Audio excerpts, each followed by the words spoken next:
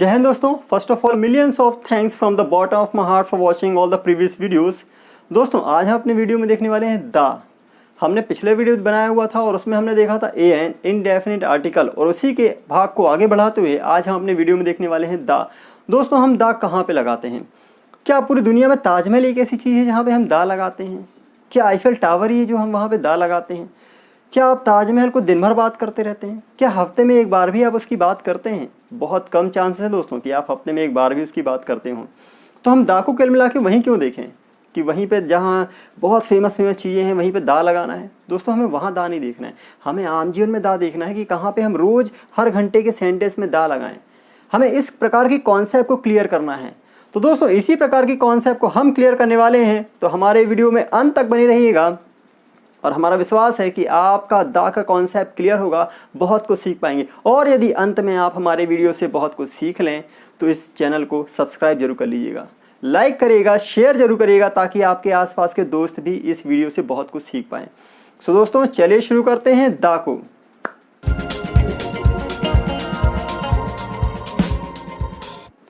दोस्तों इन दोनों में सही क्या है? इंग्लिश सही है या फिर द इंग्लिश कहना सही है? तो दोस्तों मैं बता दूं यहाँ पे दोनों सही हैं। आप यूज़ कर सकते हैं इंग्लिश और या फिर द इंग्लिश। अंतर इतना है कि यहाँ पे जब आप इंग्लिश की बात करें तो यहाँ पे आप बात कर रहे हैं एक लैंग्वेज की। ये सारी लैंग्वेज हैं, तो जब भी आप लैंग्वेज की बात करेंगे तो वहाँ पे आप द नहीं लगा सकते हैं। I like Hindi, I like English, I like French, I like Chinese, I speak Chinese, I speak French. तो जो भी आप लैंग्वेज की बात करेंगे वहाँ पे आप दा नहीं लगाएंगे। लेकिन यदि यहाँ पे दा लगा हुआ है तो इसका मतलब है कि आप वहाँ के रहने वाले व्यक्तियों की बात कर रहे हैं। आई लाइक द इंग्लिश, तो इसका मतलब जो वहाँ पे लोग रहते हैं उनको मैं पसंद करता हूँ। आई नो द इंग्लिश, मैं अंग्रेजों को जानता हूँ। आई नो द फ्रेंच, मैं फ्रेंच को जानता हूँ। तो यहाँ पे किसकी बात हो रही है? उन लोगों की जो वहाँ पे रहते हैं। दोस्तों यहाँ पे चाइनीज़ की बात हो रही है। चाइनीज़ मतलब वो व्यक्तियों की बात हो रही है। ओके, तो ये अंतर होता है कि दा लगाने से और दा न लगाने से। यदि आप दा नहीं लगा रहे हैं तो वहाँ पे लैंग्वेज की बात होगी, और दा लगा रहे हैं तो वहाँ के लोगों से बात होगी, वहाँ के लोगों की बात होगी। दोनों, क्योंकि दोनों को इंग्लिश ही बोलते हैं। इंग्लिश मतलब लैंग्वेज भी और इंग्लिश मतलब व्यक्ति भी। कई ऐसे देश हैं जहाँ पे लैंग्वेज को भी वही बोला जाता है, वहाँ के निवासियों को भी वही बोला जाता है। तो अंतर बस दा का होगा। आई होप ये कॉन्सेप्ट आपको क्लियर हो गया होगा। अब बढ़ते हैं अगले नियम की ओर।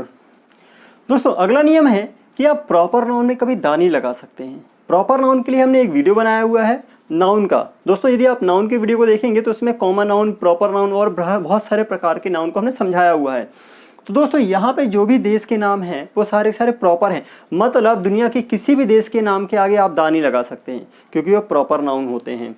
देश के नाम के आगे, शहर के नाम के आगे, कॉलोनीज़ के नाम के आगे, किसी भी प्रॉपर नाउन के आगे दा नहीं लगेगा। लेकिन कुछ नियम है जहाँ पे आप दा लगा सकते हैं। दोस्तों वो नियम है कि जब कोई प्रॉपर नाउन कुछ डिस्क्रिप्टिव हो, जिसका मतलब कुछ निकल के आता हो, वहाँ पे आप दा लगा सकते हैं। जैसे कि द यूएसए मतलब यूनाइटेड स्टेट्स ऑफ अमेरिका। यहाँ पे कुछ समझाया जा रहा है कि यूनाइटेड स्टेट्स है, मतलब कि कई राज्य मिलके बना हुआ है। ओके, तो यहाँ पे एक मीनिंग निकल के आ रही है, तो उस क्षेत्रों में उन नाम के आगे आप दा लगा सकते हैं। अगला है द यूके, मतलब ये इंग्लैंड का ही एक नाम है। ओके, और यूके का मतलब है कई देश मिलकर बना हुआ है, जैसे कि आयरलैंड, वेल्स और भी देश से ये मिलके बना हुआ है। मतलब कि लगभग 4 देश हैं जिनसे मिलके बना हुआ है। ओके, तो यूके का एक मतलब है यूनाइटेड किंगडम। मतलब कि इसका एक मतलब समझ में आता है कुछ।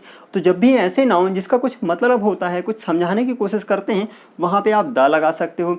दोस्तों हमारे भारत का भी एक ऐसा नाम है जहाँ पे दा लगता है। वैसे तो आप इंडिया में कभी दा नहीं लगा सकते। आप कभी मत कहें कि आई लव द इंडिया, ऐसा कभी नहीं कह सकते आप। आई लव इंडिया होगा। लेकिन यहाँ पे एक नाम है जहाँ पे आप दा लगा सकते हैं। हमारे भारत के पहले रिपब्लिक लगाने पर आप दा लगा सकते हैं। दोस्तों नियम है कि जब भी आप किसी देश के पहले रिपब्लिक, किंगडम लगाएंगे तो वहाँ पे दा लगाना होता है। देखिए यहाँ पे किंगडम लगा हुआ है, यूनाइटेड किंगडम, तो वहाँ पे आप दा लगाएंगे। रिपब्लिक लगा हुआ तो वहाँ पे आप दा लगा देंगे। कुछ और नियम भी हैं जिनका कुछ मतलब होता है, जैसे कि आपने देखा होगा वेस्ट इंडीज़, ये कई आइलैंड से मिलकर बना हुआ है। तो यहाँ पे इसको बोलते हैं, इस देश का नाम दा से शुरू होता है, मतलब यहाँ पे हम दा लगाते हैं, द वेस्ट इंडीज़। उसी प्रकार ये भी हैं दोस्तों, द फिलीपींस, द मालदीव्स। इस प्रकार से आप देखेंगे हाँ, एक राज्य भी है जहाँ पे आप दा लगाते हैं। हमारे भारत का एक राज्य जहाँ पे आप दा लगाते हैं, पंजाब। दोस्तों पंजाब का मतलब है 5 नदियों का क्षेत्र, जहाँ पे 5 नदियाँ मिलती हैं। तो इसका एक मतलब भी आता है, मतलब 5 नदियों वाला क्षेत्र, the land of 5 reverse, the land of 5 waters. तो वहाँ पे आप दा लगा सकते हैं। ओके, तो दोस्तों ये हमारा दूसरा नियम था जहाँ पे दा लगा सकते हैं। तो हमने देखा दोस्तों कि अगर प्रॉपर नाउन है तो वहाँ दा ना लगाएं, लेकिन वो देश के नाम जहाँ पे कुछ डिस्क्रिप्शन होता है वहाँ पे आप दा लगा सकते हैं। तो आई होप दोस्तों ये कॉन्सेप्ट भी आपका क्लियर हो गया होगा। चलिए दोस्तों आगे अगले नियम की ओर बढ़ते हैं। दोस्तों अगला नियम है कि जब भी आप किसी व्यक्ति, वस्तु या जानवर की चर्चा दूसरी बार करेंगे तो वहाँ पे आप दा लगा देंगे, क्योंकि पहली बार वो चीज़ निश्चित नहीं होती है तो उसे हमें निश्चित बनाना पड़ता है, क्योंकि इसका नाम ही है डेफिनिट आर्टिकल। मतलब ये केवल उन नाउन के पहले आएगा जो डेफिनिट होंगे, और यदि कोई चीज़ डेफिनेट नहीं है तो आप दा नहीं लगा सकते, फिर तो आप इनडेफिनेट आर्टिकल ही लगाएं, मतलब ए या फिर एन। तो आपको चीज़ें डेफिनेट बनानी भी पड़ेंगी यहाँ पे। तो हम बना भी सकते हैं, कैसे? जैसे कि मान के चलिए आपने किसी दोस्त से कहा कि कल मैंने एक साइकिल खरीदी है। अब दोस्त को तो नहीं पता था, लेकिन अभी आपने चर्चा की, मतलब अभी आपने साइकिल की चर्चा की है, तो पहली बार चर्चा की है, वहाँ पे आपने कहा मैंने एक साइकिल खरीदी। दूसरी बार यदि आप कहेंगे साइकिल थोड़ा महंगी है, तो कौन सी साइकिल भाई? जो आपने खरीदी है। उसको पता है कि अब किस साइकिल की आप चर्चा कर रहे हो, उसके लिए वो चीज़ निश्चित हो चुकी है। तो जब भी उस नाउन की चर्चा आप दोबारा करेंगे तो वहाँ पे आप दा लगा देंगे। अब जब तक आप इस साइकिल की बात करते रहेंगे वहाँ पे दा लगा होगा। ओके, तो आपने पहली बार में इस चीज़ निश्चित नहीं थी, दूसरी बार में निश्चित कर दी है। ओके, तो यहाँ पे आप दा लगा देंगे। उसी प्रकार आप कह सकते हैं yesterday I bought a mobile, कल मैंने एक मोबाइल खरीदा, and the mobile is very expensive, mobile बहुत महंगा है। ओके, तो आप दूसरी बार जब चर्चा करेंगे तो उसी मोबाइल के पहले दा लगा देंगे, द मोबाइल। पहली बार चर्चा की तो ए या फिर एन लगाएंगे, लेकिन दोबारा चर्चा करेंगे तो आप दा लगा देंगे। किसी भी चीज़ की चर्चा आप करें, दूसरी बार यदि आपने उस चीज़ की चर्चा की, सामने वाले के लिए वो चीज़ निश्चित हुई, वहाँ पे आप दा लगा देंगे। You know, yesterday I met a man on the way, कल मैं एक आदमी से मिला रास्ते में। The man was quite kind hearted, man जो व्यक्ति था बहुत ही दयालु था। ओके, तो आपने इस व्यक्ति की दूसरी बार चर्चा की है, तो यहाँ पे आप दा लगा दें। अब जब तक आप इस व्यक्ति की चर्चा करते रहेंगे इसमें दा लगा होगा। तो दोस्तों आई होप ये कॉन्सेप्ट भी आपका क्लियर हो गया होगा कि दा कहाँ पे लगाना है। मतलब जब भी आप किसी भी चीज़ की, दोस्तों व्यक्ति, वस्तु या जानवर की चर्चा दूसरी बार करेंगे वहाँ पे आप दा लगा दें। दोस्तों अगले नियम की तरफ बढ़ते हैं। दोस्तों हमारा चौथा नियम है, कभी कभी कुछ चीज़ें पहली बार में निश्चित होती हैं, आपको उसको निश्चित बनाना नहीं पड़ता है। जैसे कि यदि आप अपने दोस्त से पूछें, वो रोज़ साइकिल लेकर आता था, आज वो साइकिल लेकर नहीं आया है, तो आप पूछ सकते हैं कि यार साइकिल कहाँ है।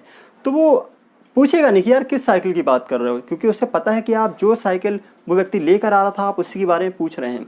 तो आप डायरेक्टली पूछ सकते हैं साइकिल कहाँ है। जैसे कि आप कोई स्टूडेंट है, क्लास में खाली हाथ बैठा हुआ है। ओके, टीचर ने पूछा where is the copy, copy कहाँ है, तो उसको पता है बच्चे को कि टीचर किस कॉपी की बात कर रहे हैं, मतलब जो सब्जेक्ट पढ़ा रहे हैं उसी सब्जेक्ट की कॉपी की बात कर रहे हैं। तो वहाँ पे वो ऑन द स्पॉट वहाँ पे वो डायरेक्टली दा लगा सकते हैं। और भी एग्जांपल दोस्तों, जैसे कि बाई चांस आप अंदर आते हैं और मम्मी से आप पूछते हैं मम्मी मोबाइल कहाँ है। ओके, तो मम्मी को पता है कि किस मोबाइल की बात कर रहे हो, मतलब आप अपने मोबाइल की ही बात कर रहे हो, तो पहली बार में आप दा लगा सकते हैं वेयर इज़ द मोबाइल। तो दोस्तों ये ऐसी बहुत सारी चीज़ें हैं जो सामने वाले को पता होती है कि आप किस चीज़ की बात कर रहे हो, तो ऐसी स्थिति में आप वहाँ पे दा लगा सकते हैं। तो दोस्तों आई होप आपको ये वाला कॉन्सेप्ट भी क्लियर हो गया होगा। चलिए थोड़ा सा और आगे बढ़ते हैं। दोस्तों अगला नियम है कि जब भी आप किसी भी डिग्री का सुपरलेटिव का एडजेक्टिव यूज़ करेंगे तो वहाँ पे आप दा लगाएंगे। दोस्तों आप डिग्री तो जानते ही होंगे, डिग्री उनकी होती है जो विशेषण होते हैं, मतलब विशेषताओं की डिग्रियाँ होती हैं। जैसे आपने सुना होगा positive, comparative and superlative, good, better, best, आपने सुना ही होगा। टॉल, टॉलर, टॉलेस्ट, बिग, बिगर, बिगेस्ट, आपने ऐसा सुना होगा। दोस्तों ये डिग्रियाँ होती हैं, ये एडजेक्टिव्स हैं, ये विशेषण हैं दोस्तों, ये क्रियाएं नहीं हैं। आप कंफ्यूज ना हो कि ये क्रियाएं हो सकती हैं। क्रियाएं मतलब जब हम कोई काम करते हैं तो क्रियाएं होती हैं, उनके 5 रूप होते हैं। लेकिन ये डिग्री है, ये विशेषण है जो विशेषता बताती है। कैसा है भाई, लंबा है, कैसा है, अमीर है, कैसा है, बहुत अच्छा है।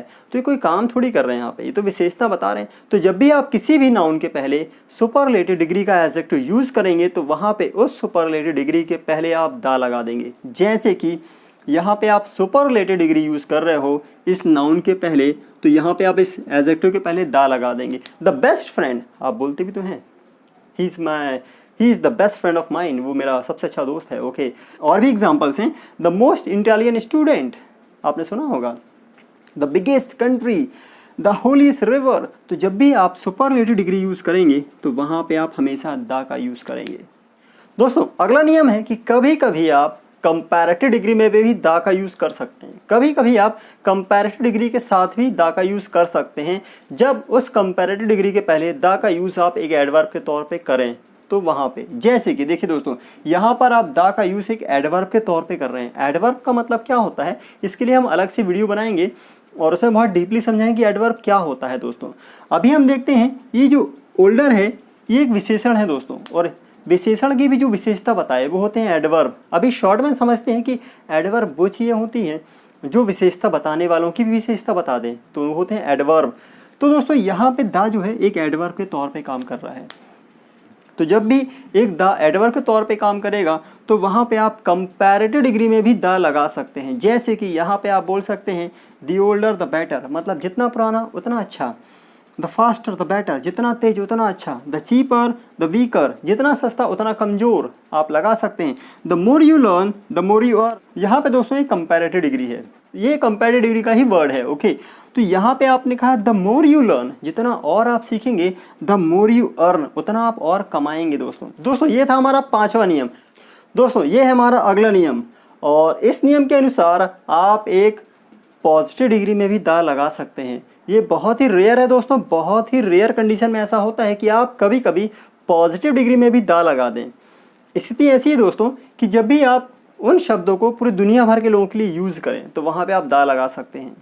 जैसे कि आप कह रहे हैं I want to help the poor, मतलब मैं गरीबों की मदद करना चाह रहा हूँ। यहाँ पे आपने पुअर के आगे द लगाया है। वैसे नियम क्या है कि आप एडजेक्टिव के पहले द नहीं लगाएंगे, मतलब विशेषण के आगे द नहीं लगाते हैं, हमेशा द नाउन के पहले आते हैं। लेकिन ये विशेषता के पहले आप द लगा रहे हैं, इसका मतलब ये जो विशेषता है एक नाउन की जैसे काम कर रही है।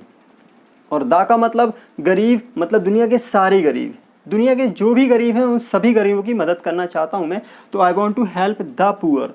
द रिच, मतलब दुनिया के सारे अमीर आ गए इसमें दोस्तों। ऐसे कोई देश की सीमाएं निर्धारित नहीं है कि इस देश के अमीर, केवल उस देश के अमीर, दुनिया के सारे अमीर की बात हो रही है यहाँ पे। उसी प्रकार इनोसेंट, मतलब दुनिया का जो भी मासूम निर्दोष व्यक्ति हैं उनकी बात हो रही है। The innocent have nothing to fear, sentence है the innocent have nothing to fear, मतलब सांच को आँच नहीं।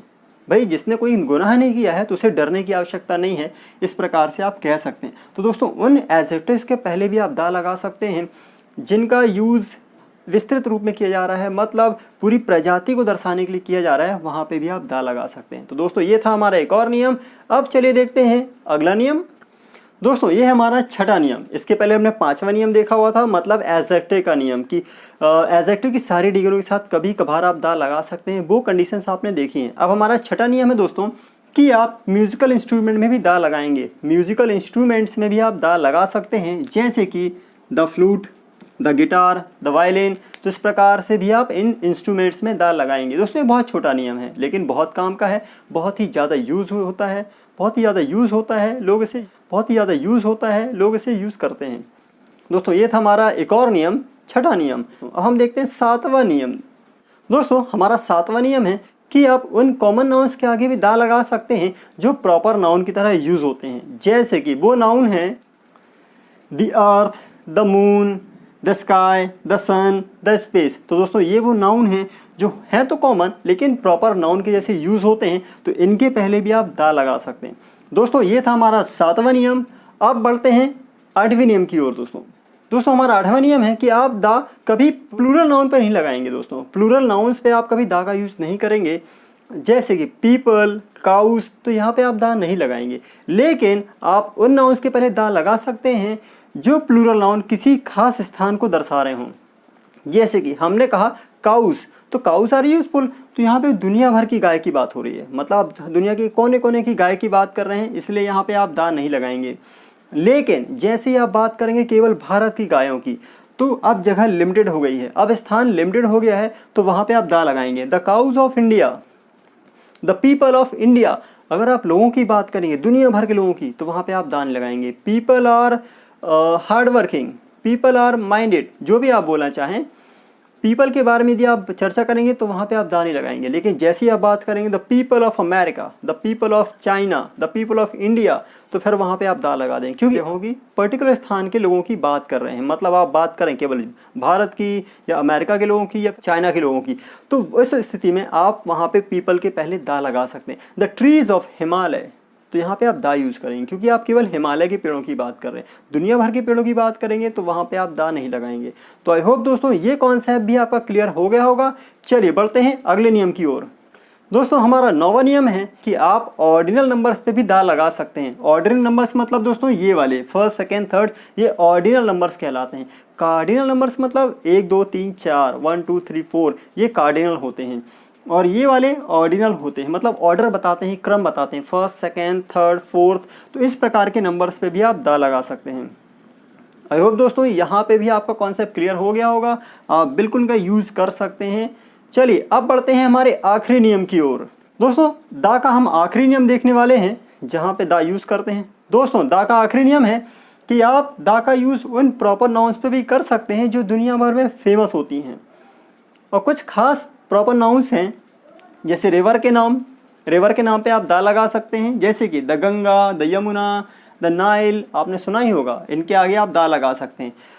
महासागर या सागर के नाम पे भी आप दा लगा सकते हैं, जैसे कि द पैसिफिक ओशन, आपने सुना होगा, द ब्लैक सी, इस प्रकार से आप द अरेबियन सी, इस प्रकार से आप दा लगा सकते हैं। हाँ दोस्तों, माउंटेन रीजन्स पे भी आप दा लगा सकते हैं, जैसे कि द हिमालय, द एल्प्स, तो यहाँ पे आप दा लगा सकते हैं। डेजर्ट पे लगा सकते हैं, द सहारा, तो जो भी बहुत फेमस चीज़ें हैं आप दा लगा सकते हैं। आपने 7 वंडर्स तो सुना ही होगा, वहाँ पे आप दा लगा दें। तो कुछ ऐसी खास चीज़ें होती हैं, कुछ ऐसे खास प्रोनाउन होते हैं जहाँ पे आप दा लगा सकते हैं। तो आई होप दोस्तों आपने सीख लिया ही कहाँ पे दा लगाना है, कहाँ पे नहीं लगाना है। दोस्तों आपको थोड़ा इसकी प्रैक्टिस भी करनी होगी, नोट्स बनाने होंगे, और नोट्स बना के जब इनकी आप कुछ दिन तक प्रैक्टिस करेंगे तो ये जुबान पे चढ़ जाएंगे, आपको फिर याद हो जाएंगे। सो दोस्तों आई होप आपको ये दा समझ में आ गया होगा। अब एक और आखिरी नियम छोटा सा हम देखने वाले हैं कि कहाँ पे दा को दी पढ़ा जाता है। सो दोस्तों चलिए ये नियम भी देख लेते हैं आखिरी में।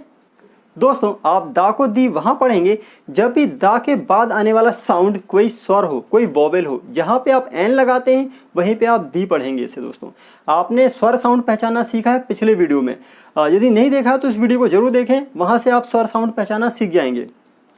तो जहाँ पे भी दा के बाद कोई स्वर साउंड आने वाला होगा तो वहाँ पे आप दा को दी पढ़ेंगे दोस्तों। जैसे कि कुछ एग्जांपल्स हैं, दी एंड, तो दोस्तों यहाँ पे ये स्वर साउंड है, दा के जस्ट बाद एक स्वर साउंड आ रहा है, तो यहाँ पे आप पढ़ेंगे the end, the owner, the honest, the cow, क्योंकि दा के बाद यहाँ पे का एक कॉन्सोनेंट साउंड है, इसलिए यहाँ पे आप बोलेंगे द काऊ, द पेन।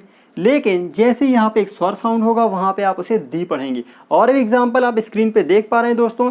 हाँ, इसे आपको जुबान पे लाने के लिए इसकी कई बार प्रैक्टिस करनी पड़ेगी। यदि आप इसे कई दिन प्रैक्टिस कर लेते हैं, दी ओनर, दी एंड, दी ऑनेस्ट, तो इस प्रकार से आपकी प्रैक्टिस हो जाएगी और फिर आप अनजाने में भी सही बोलेंगे। दोस्तों ये बहुत सरल है, लेकिन इसके लिए थोड़ा सा आपको मेहनत तो करनी होगी, क्योंकि कोई भी चीज़ बिना मेहनत के प्राप्त नहीं होती है। दोस्तों आई होप आपको इस वीडियो से बहुत कुछ सीखने मिला होगा और दा के आपके सारे कॉन्सेप्ट क्लियर हो गए होंगे। और हाँ दोस्तों, यदि आपको लगता है कि इस वीडियो के माध्यम से आपने थोड़ा भी सीखा हुआ है तो इस वीडियो को लाइक शेयर जरूर करें, हमारे चैनल को सब्सक्राइब करें ताकि आप इस प्रकार के वीडियोस और भी पा सकें। और हाँ दोस्तों, बेल आइकन दबाना ना भूलें।